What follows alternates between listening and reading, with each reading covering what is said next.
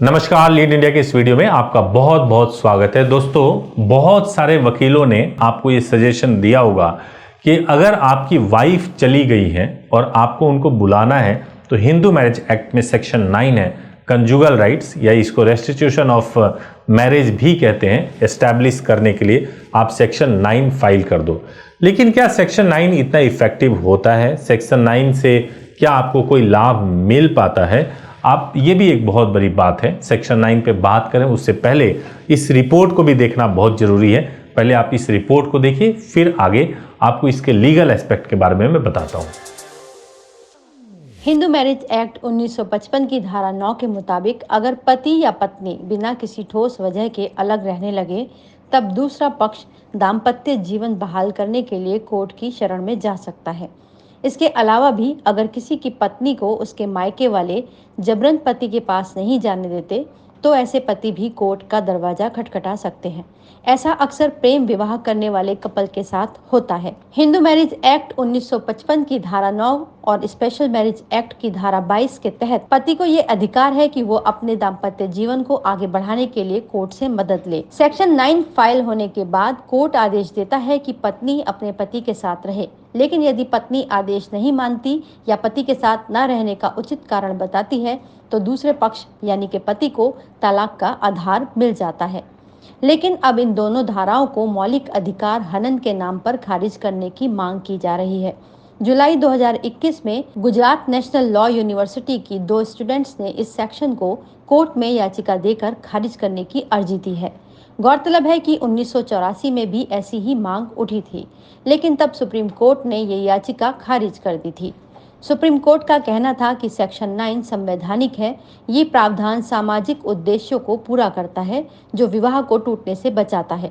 लेकिन एक बार फिर इस मुद्दे पर विचार हो रहा है। याचिकाकर्ता का तर्क है कि सेक्शन 9 और सेक्शन 22 व्यक्ति के मौलिक अधिकारों का उल्लंघन करता है। इसके मुताबिक पत्नी को एक मनुष्य नहीं बल्कि एक वस्तु की तरह माना जाता है, जिसे पति का घर बसाना ही होगा, और ये प्रावधान संविधान के अनुच्छेद 15 और 21 का उल्लंघन भी करता है। दोस्तों, सेक्शन 9 फाइल होने के बाद से 2 साल निकल जाए, 3 साल निकल जाए, समय निकलता जा रहा है और एंड में वाइफ आए और आकर के कह दी कि भाई मैं इनके साथ इसलिए नहीं रहती क्योंकि ये मेरे साथ मार पिटाई करते हैं, बहुत क्रुएलिटी करते हैं, इस वजह से मैं इनके साथ नहीं रहती। कोर्ट विवश हो जाता है, कोर्ट कुछ नहीं कर पाता उस वक्त, क्योंकि सेक्शन 9 को तो कई बार ये टूथलेस माउथ भी कहा गया, जिसमें कोई टूथ ही नहीं है। तो ये एक तरीके से इस सेक्शन 9 से आपका काम नहीं बनता है। सेक्शन 9 की जगह पे अगर आपकी वाइफ आपके साथ है और परिवार वाले आपके वाइफ को नहीं आने दे रहे हैं, लड़की के परिवार वाले आपके वाइफ को आपके पास नहीं आने दे रहे हैं, तो उस जगह पे इस चीज को आजमाएंगे तो सबसे ज्यादा फायदा होगा। आइए इस रिपोर्ट में देखते हैं। तो इस रिपोर्ट में जानेंगे कि कई बार ऐसा होता है कि हस्बैंड और वाइफ के बीच में तो सब कुछ ठीक है, लेकिन घर वाले, लड़की के घर वाले नहीं चाहते हैं कि दोनों के बीच में ठीक रहे सब कुछ।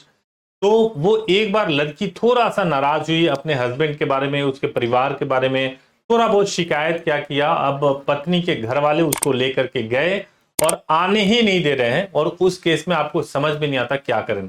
कई बार ये सिचुएशन अरेंज मैरिज में भी हो जाता है, लव मैरिज में तो होता ही होता है कि लड़की के घर वाले जबरदस्ती लेकर के चले जाते हैं और उसके बाद से आपकी वाइफ को आपके पास आने नहीं देते हैं।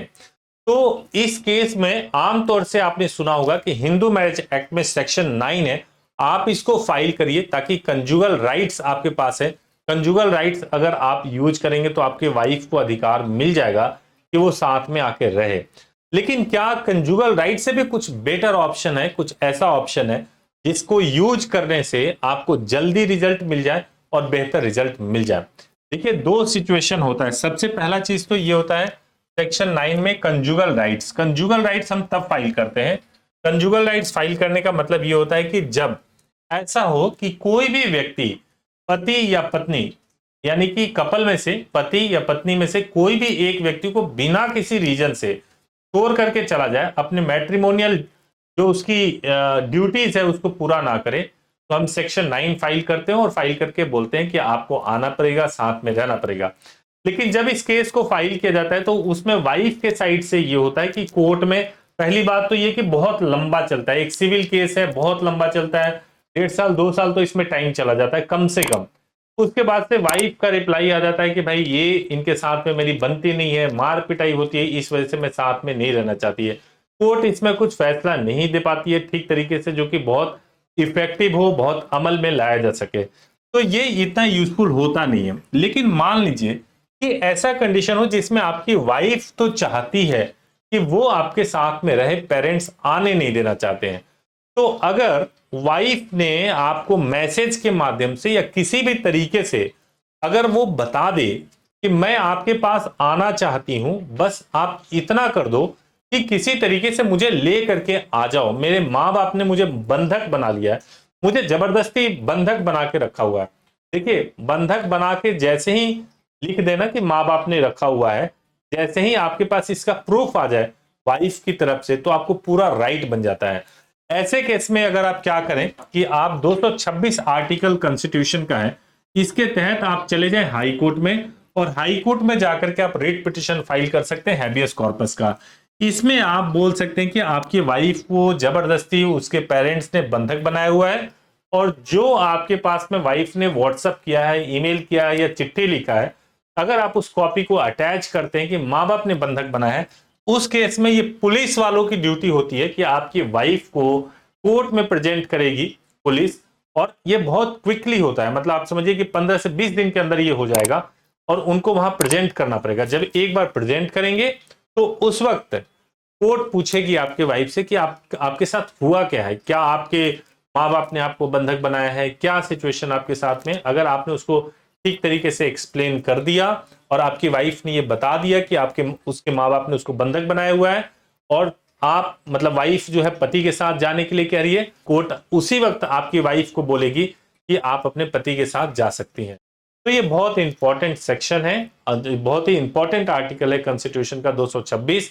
आप इसको इस्तेमाल कर सकते हैं अगर पत्नी आपका साथ दे रही है तो दोस्तों, ये जो रीट पिटीशन मैंने बताया है, जो ये रीट पिटीशन अगर आप हाई कोर्ट में फाइल कर दें, इस रीट के माध्यम से ना केवल आपको जल्दी न्याय मिल जाएगा, बल्कि अगर आपकी वाइफ कोर्ट में आकर के कह दे कि मुझे अपने पति के साथ जाना है, तो उसी वक्त वो आपके साथ आएंगी और आप हस्बैंड और वाइफ साथ में रह सकते हैं। तो उम्मीद है कि आपको सेक्शन 9 और हैबियस कॉर्पस पे कॉन्सेप्ट क्लियर हुआ होगा। अगर आपको अच्छा लगा है वीडियो तो जरूर लाइक कीजिए, चैनल को सब्सक्राइब कर लीजिए, बेल आइकन प्रेस कीजिए ताकि आपको लेटेस्ट वीडियो सबसे पहले मिले। Thank you so much for watching this video. Thank you so much.